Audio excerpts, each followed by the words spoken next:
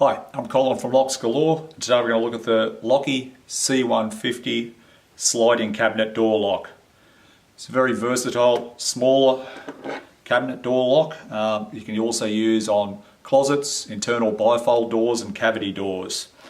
So there's a hook bolt that's actually built into the back handle assembly. So very easy to install. A steel lock bolt just slides from one side to the other. So that's the internal side.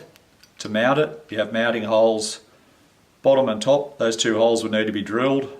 One in the centre for the flat spindle to go between the two handles.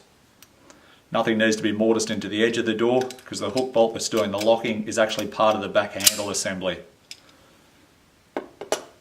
So from the outside of the door, you've got a mechanical digital lock which requires no batteries or electronics or wiring. So it's very reliable.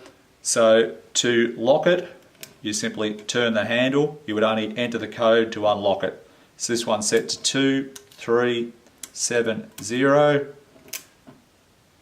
Can now unlock it. So to lock the door again, just turn the handle simply. So fully mechanical. It's supplied with your back plates to protect your door surface, packing plates if you need it. It'll fit onto doors that are 25mm thick up to 55mm thick. You've got a range of different thickness spindles there for different size doors, bolts, everything's supplied with it. Code change if you want to change away from the preset code it already comes with. They each come with their own unique code, but you can change it. Instructions are all there if you require it. For your door frame, it comes with a surface mounted strike. The hook bolt can either go into the edge or it can face fix. You've got two possible points where you can mount the striker plate up to. As I said, ideal for sliding cabinet doors for lighter duty applications and internals.